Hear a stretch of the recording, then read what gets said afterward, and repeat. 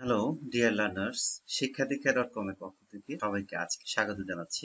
আজকে আমরা tag question সম্পর্কে আলোচনা করব। প্রথমে জেনে নেওয়া যাক ট্যাগ কোশ্চেন কাকে বলে। ট্যাগ কোশ্চেনের অর্থ হচ্ছে মুড়ি বা প্রান্ত। বক্তার বক্তব্য শেষে শ্রোতার সমর্থন আদায়ের জন্য যে প্রশ্ন জুড়িয়ে দেয় তাকে ট্যাগ কোশ্চেন বলে। ইংরেজি বাক্যে একটা সেন্টেন্সের শেষে শ্রোতার সমর্থন আদায় করতে তাই নয় কি এ ধরনের প্রশ্ন জুড়িয়ে দেয় তাকেই আমরা ট্যাগ কোশ্চেন বলতে পারি। আমরা এবার সরাসরি রুলসে চলে যাচ্ছি। ট্যাগ কোশ্চেনের ক্ষেত্রে আমাদের কি কি নিয়ম বা রুলস অনুসরণ করতে হয়। আমরা জানি একটা সেন্টেন্সের সাবজেক্ট থাকবে, ভার্ব থাকবে বা অক্সিলারি ভার্ব থাকবে, অবজেক্ট থাকবে। সাবজেক্ট এবং ভার্বের সম্পৃক্ততার উপর ভিত্তি করে সাবজেক্টের পরে যদি অক্সিলারি ভার্ব থাকে, am, is, are, was, were থাকে, সেক্ষেত্রে আমরা isn't, aren't, wasn't, weren't plus pronoun অর্থাৎ যে সাবজেক্ট থাকবে ওই সাবজেক্টের প্রোনাউন আনতে হবে। এক্সাম্পলে আসা যাক, রহিম ইজ এ স্টুডেন্ট। আনসার হয়েছে ইজেন্ট হি। এবার আমরা দেখি আনসারটা কিভাবে আসলো। রহিমের প্রোনাউন হচ্ছে হি, কি এসেছে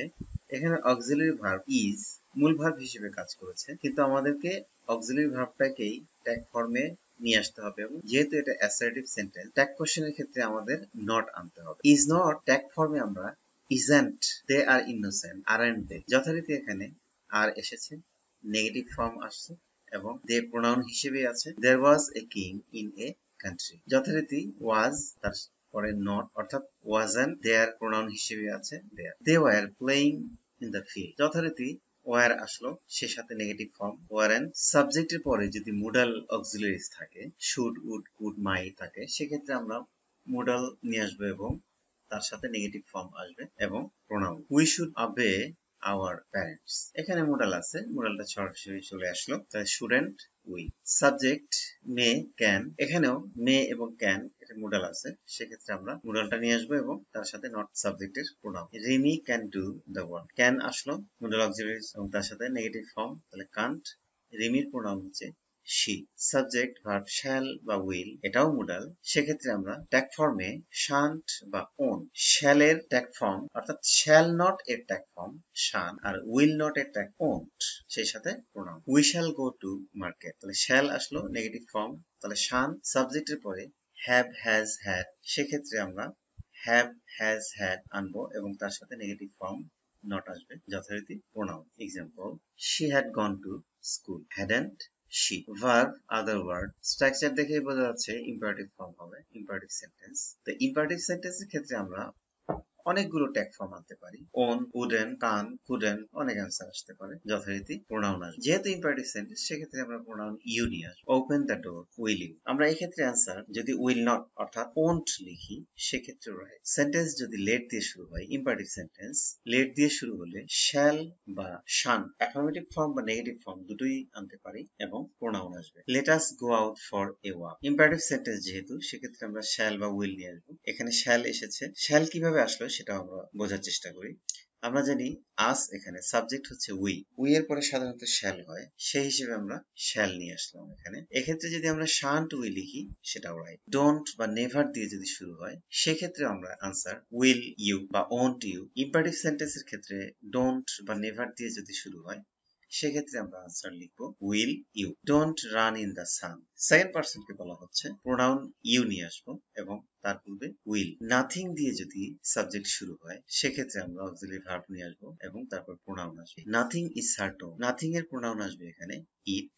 নাথিং নেগেটিভ বোঝাচ্ছে, সাবজেক্ট যেহেতু নেগেটিভ বোঝাচ্ছে, সেক্ষেত্রে আমরা ট্যাগ ফর্মে আর নেগেটিভ আনবো না। এক্সক্লেমেটরি সেন্টেন্সের ক্ষেত্রে আমরা আনসারটা অক্সিলারি ভার্ব নিয়ে আসবো। যদি প্রেজেন্ট ইনডেফিনিট বা পাস্ট ইনডেফিনিট হয়, সেক্ষেত্রে আমাদের অক্সিলারি ভার্ব নিয়ে আসতে হবে। প্রেজেন্ট ইনডেফিনিট টেন্সের ক্ষেত্রে আমরা ডু, ডাস এবং পাস্ট ইনডেফিনিট টেন্সের ক্ষেত্রে আমরা ডিড নিয়ে আসবো, সেই সাথে নট আসবে এবং pronoun. How beautiful the scenery is, এখানে অক্সিলারি ভার্ব ইজ মূল ভার্ব হিসেবে এসেছে। দ্য সিনারি, সিনারির প্রোনাউন এখানে আসবে ইট, সেই সাথে আমরা নেগেটিভ আনবো, তাহলে isn't it. One, everybody, somebody subject হিসেবে যদি আসে, সেক্ষেত্রে আমরা অক্সিলারি ভার্ব আনবো এবং নেগেটিভ ফর্ম, এবং ওয়ান, এভরিবডি, সামবডি যাই থাক না কেন, সেক্ষেত্রে প্রোনাউন আমরা দে নিয়ে আসবো। তাহলে every mother loves her child, এখানে এভরি মাদার প্রোনাউন এসেছে দে, যেহেতু প্রেজেন্ট ইনডেফিনিট ফর্ম, এখানে যদিও ভার্বের সাথে এস বা ইএস যুক্ত আছে, আমরা জানি এভরি যুক্ত সাবজেক্ট থার্ড পারসন সিঙ্গুলার হয়, সেক্ষেত্রে ভার্বের সাথে এস বা ইএস যুক্ত থাকে। নিয়ম অনুযায়ী এখানে ডাজ আসার কথা ছিল,